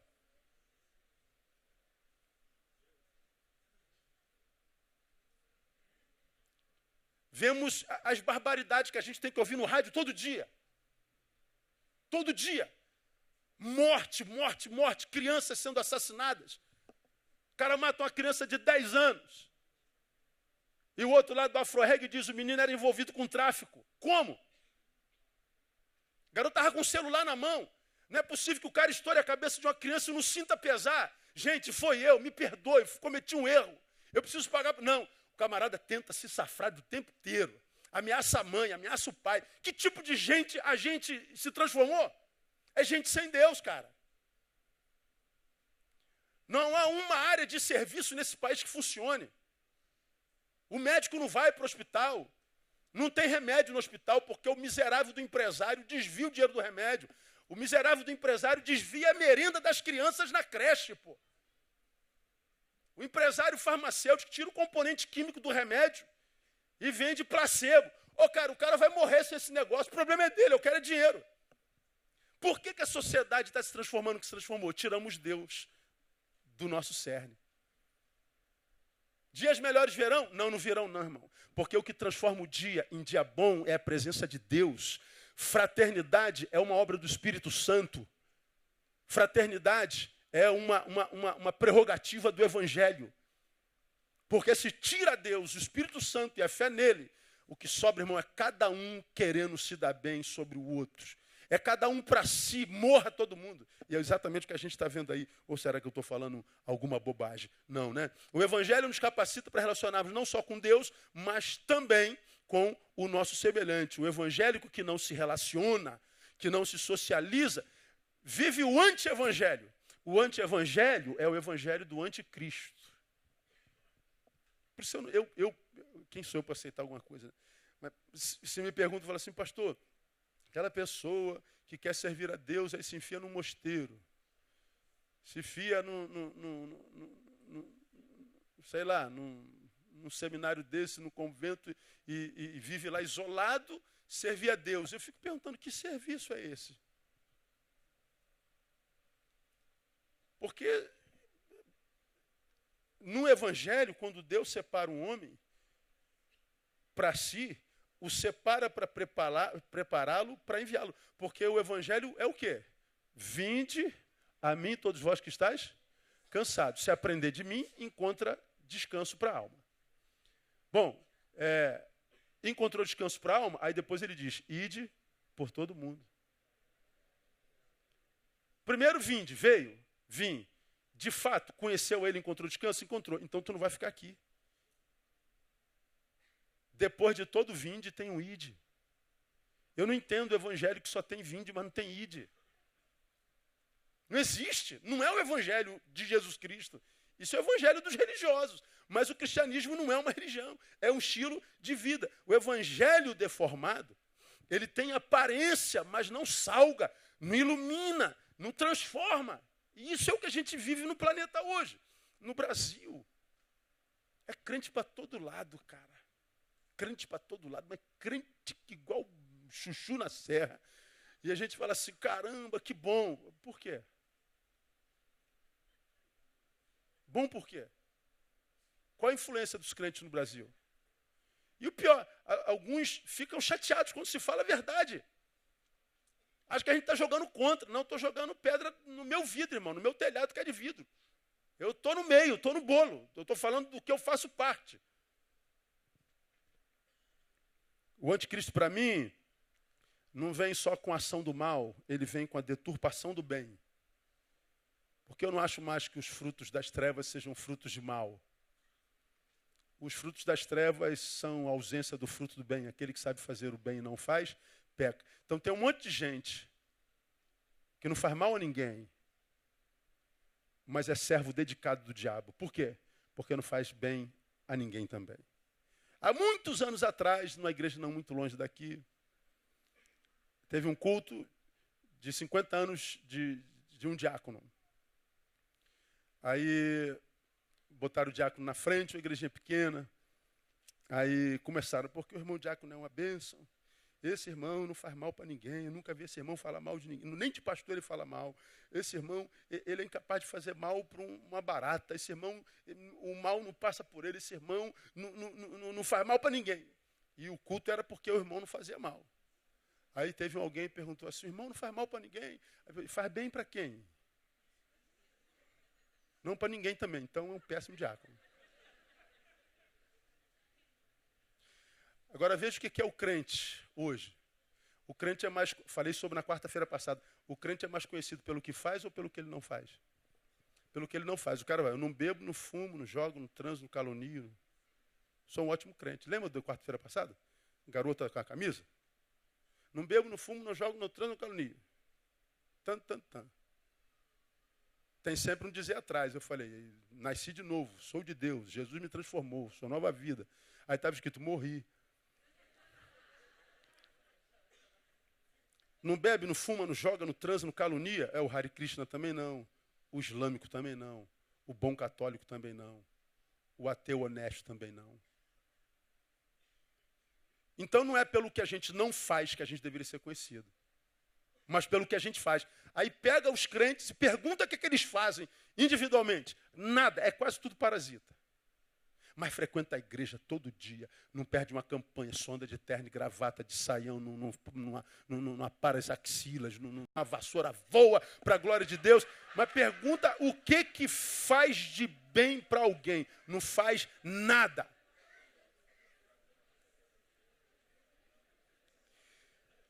Aquele que comete o mal é irmão daquele que não faz o bem quando está diante de si a possibilidade de fazê-lo. O que comete o mal e o que deixa de fazer o bem, estando em sua possibilidade de fazê-lo, fazem parte da mesma igreja, a igreja do anticristo. Que a Bíblia diz que nossas obras glorificam o nome do Senhor. Então, o evangelho não é uma religião, é um estilo de vida. Segundo, a fraternidade é o primeiro resultado da regeneração. É o primeiro resultado da purificação que a gente sofre pela palavra no Espírito Santo. É o primeiro resultado, o primeiro fruto da salvação, da purificação, da regeneração é o quê? A fraternidade. 1 Pedro, capítulo 1. Volta uma paginazinha aí. Ó. 1 Pedro 1.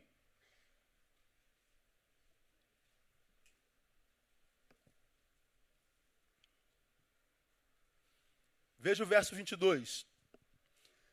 Já que tendes purificado as vossas almas na obediência à verdade, que leva ao quê? Leia para mim. Ao amor o quê? Fraternal, mas o quê? Não fingido, de coração, amai-vos ardentemente uns aos outros. Já que tendes purificado as vossas almas na obediência à verdade. Ora, a alma obediente à verdade, a tua palavra é a verdade. Então, eu fui alcançado pela palavra, um novo ser foi gerado em mim.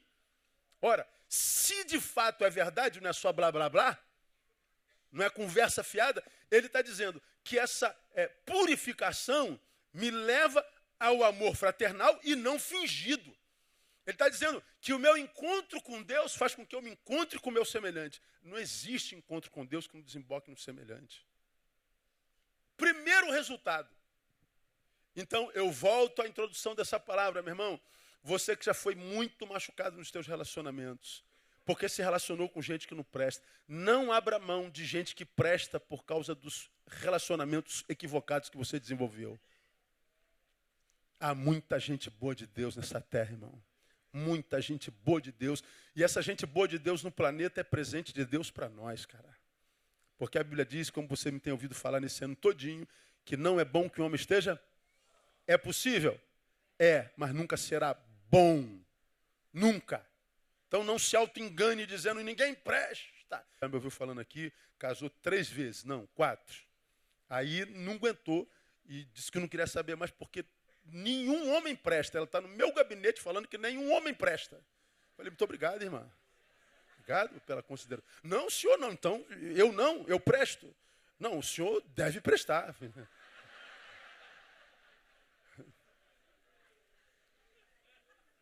Nenhum homem presta. Por que veio esse diagnóstico tão certo dela? Por causa dos 4 com os quais ele se relacionou. Por causa de 4, quase 100 milhões de homens no Brasil não prestam. Aí, eu sempre mando, né? Vamos aprender com a dor um pouquinho? Porque a dor é uma excelente oportunidade de crescimento. Então, não perca a oportunidade quando você estiver sentindo dor.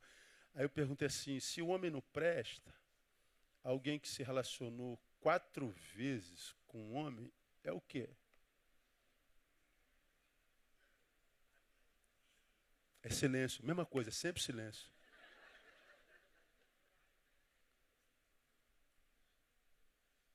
Como você me ouve dizer o tempo todo, o problema está sempre nos óculos com os quais a gente vê a vida. O problema está sempre nos olhos do observador.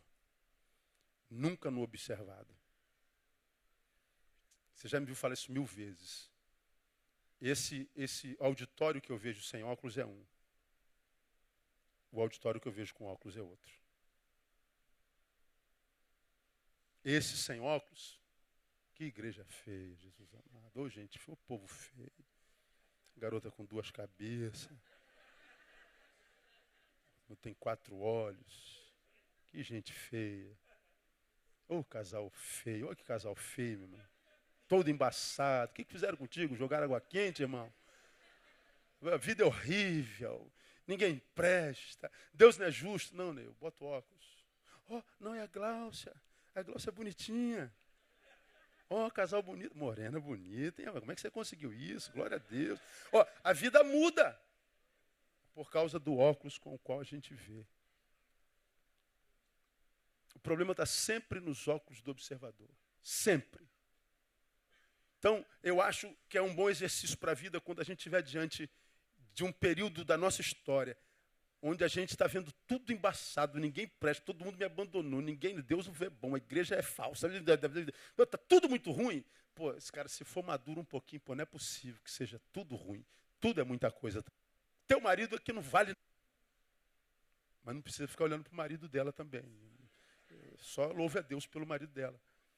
E, pô, isso é importante, né, amor? Então, ninguém é muita coisa. Então, a fraternidade é o primeiro resultado da regeneração. A santificação, portanto, não é a capacitação para a nossa relação. Relacionamos saudavelmente porque falta em nós santidade. Santidade. Há muita carnalidade nos nossos relacionamentos. Ela não tem princípios nem valores. Quando ela se relaciona, ela sempre se relaciona na base de servir a gente, de estar presente na nossa dor, de ligar quando a gente quer, de convidar a gente para o aniversário. Você já viu aquele pessoal que tem por aí? Pô, você fez aniversário e eu vi que você fez festa, nem me convidou? Por quê? Pô, tu tem que dar satisfação. Eu não convidei porque eu não quis, pô. Só porque a igreja tem 1 bilhão de membros. O buffet tive que pegar os... Ah, quer dizer que eu não sou íntimo da irmã? Fica cobrando, tá? Você deu um presentinho para ela, por que não comprou para mim? É porque não dava, irmão, só dava para uma. Aí você vê relacionamentos de cobrança o tempo inteiro, cara. Cobrança. E a gente vive cobrando. Bendito do ciúme, que faz nos ter a sensação equivocada de que nós somos donos, de que nós somos temos direito. Cara, essa relação é carnal, porque a santidade gera desapego. A relação nunca é de opressão. Quando a gente casa na carnalidade, a gente olha para a esposa e diz, minha esposa. Quando a gente casa em santidade, ela não é minha, eu sou dela. Quando eu caso, eu não adquiri uma esposa, eu me doei a uma. Eu não ganhei nada, eu me perdi para ela. E só posso me perder para alguém que eu sei que vai tratar de mim melhor do que eu trato de mim mesmo. Essa é a relação de santidade. Agora, quando o casamento é carnal, logo joga na cara lá porque ele não fez a mesma coisa. Aí o outro vai de coração. Se não fez de coração, não frutifica em amor, irmão. Amar santidade gera desapego. Muita dificuldade em ver gente cobrando o tempo inteiro. Que relação é essa, cara? A mensagem mais poderosa não é com a boca, mas com o nosso estilo de vida. Eu não sei se te interessa. Eu falo muito pouco de Jesus. Eu não passo pela caminhada da vida dizendo, eu sou pastor, sou Jesus. Eu vou tentando ser o ser humano mais... Quase sempre, pelo menos no meu caso, vão descobrir que eu sou pastor lá na frente. Porque a religião não vai na minha testa tatuada. E é a capacidade de servir e de se relacionar. Porque se o teu testemunho for aceito, onde você se relaciona, aí você ganhou o direito. Porque se o teu testemunho não é aceito pela coletividade, então você não tem nenhum direito de falar de Jesus porque você denigre o nome dele. O que a Bíblia diz a nosso respeito? Diz que nós somos a carta de Cristo. Carta não fala, é lida. Encontre Jesus nessa história. Dá para entender isso, amém ou não? Perfume de quem? Perfume não fala. Você tem que chegar na ambiência. Gente, cheiro bom, ares modificam. De tal forma que você dê liberdade às pessoas, até para ficar na carne, elas sintam vergonha. Não é porque você proibiu. É porque a tua presença nunca coaduna. Eles ficam meio constrangidos. Pô, desculpa aí, brother. Pô, ih, cara, tá tranquilo, vai falar a besteira que você quiser. Pô, tu nunca cobrou, nunca jogou na cara, e o cara fica sem graça contigo. É assim que acontece ou não é? É assim. Não é por força nem por violência. Deus, seus ímpios pecadores, acusador. Se a gente chegasse servindo todo mundo, se a gente chegasse, irmão, estando aberto para todo mundo, é para o homem e para o homossexual, é para a mulher nova. Se você tratasse gente pelo valor intrínseco, você estaria vivendo o evangelho. Facilitador, porque a Bíblia diz que nós devemos, faz isso, a gente cumpriu a lei de Cristo. A Bíblia diz que nós devemos suportar um suporte. Facilitadores. Pode ajudar? Não. Cala a boca. Não imprime opinião, não acusa. Mesmo que a tua língua esteja coçando, essa língua que é inflamada pelo inferno. Diz Tiago, doido para dar bem, eu falei para você, eu te disse, vou ajudar teu corpo. Cara, não consegue. Por que não vive santidade? Porque, irmão, se você vive santidade, o silêncio é a tua marca. A minha opinião. Você só se mete quando falaram em... Se meta. Você só critica se você tentar influenciar só pelo lado bom. Se não pode abençoar, amaldiçoar, você não vai. A mensagem mais poderosa que nós... Olha só, em João 17. Olha que oração maravilhosa essa.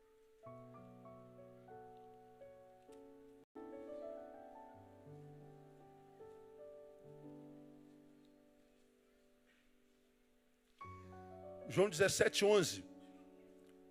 Olha o que Jesus pede para nós. Eu não estou, mas eles estão santos. Guarda-os no teu nome, o qual me deste. Para que ele quer que Deus nos guarde no mundo? Olha lá. Para que eles sejam um, assim como nós. Olha o que Jesus está falando. Deus, eu estou indo para ti. Eles permanecem no mundo. Guarda o que é que eu os guarde, para que eles consigam ser um. Porque se Deus não guardar, a gente não consegue ser um jamais. Nós vamos ser carcomidos pelo egoísmo, pelo desejo de ser glorificado, reconhecido, paparicado, babado, evidência. Nós queremos ser sequestrados por esse eu que nos habita, que não tem nada a ver com Deus. Então, Deus, livre-os desse eu deles, porque se o Senhor não guardar, eles se matam. Eles se tornam a doença do outro, a vida do outro, só pela graça de Deus. Divisão, principalmente da comunhão hipócrita. Deus guarda uma coisa sendo outra. Guarda-os para que eles consigam viver verdade. Por que ele... Versículo 21 diz, para que todos sejam um, assim sejam um em nós. Para quê? Para que o mundo creia que tu me... Quando vocês pregarem Jesus para eles, o mundo vai crer em Jesus. Como? Quer viver diferente deles? Amando um ao outro em verdade. Porque enquanto, irmão, tiver uma visão, enquanto para enriquecer, estou convidando para vir para cá, porque aqui é mais ungido do que lá. E então vem para cá, sou nojento, pessoa que vê um ser humano e olha um bolso, não vê o coração. O evangélico não muda nada. Vamos continuar no mesmo mau caratismo, com o mesmo fruto. Enquanto o cristianismo for uma religião, blá, blá, blá, verborrágica, indumentária, comportamental. Porque a igreja evangélica, à luz de João 17, porque é Jesus quem está dizendo, ou neles, eles conseguirão ser bênção um para o outro. Se tu não estiver neles, Deus, eles vão se matar em nós. Não Deus entre nós. Eles não estão em nós todos. Se houverem 2 ou 3 reunidos no meu nome, ali estou eu no meio deles e neles. A pergunta que a gente faz é, 1000 pessoas aqui, estarão mesmo essas 1000 pessoas aqui que está aqui em seu nome, querendo tirar algo de Jesus? Um doente, um perturbado diante de Jeová Shalom. Nosso papel na coletividade é lutarmos para sermos um desses 2 ou 3 que estão reunidos no nome de Jesus. nunca estará. Deus nunca trabalhou com maioria. Ao invés de ficarmos chorando porque tem gente que eu disse que eu sou gorda, em vez de ficar apontando os que são joio, não é teu papel acusar ninguém, o problema é deles. Viva a tua vida. E ouve Paulo, meu versículo na Bíblia. Cuida de ti mesmo, porque fazendo isto, salvarás tanto de ti mesmo. Porque se a comunhão é a forma do enviado de Deus, que Jesus é o Messias, se o mundo não crê em Jesus, santidade em nós, a gente consegue comunhão. Então, santos. Quem é? Quais são os fazer parte dessa minoria?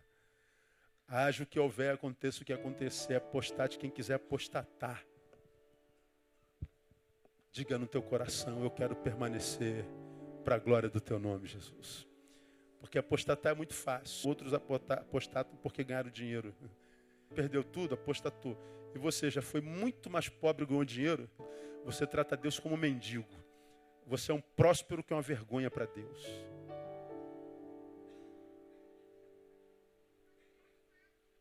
Ser Deus não é fácil não, cara.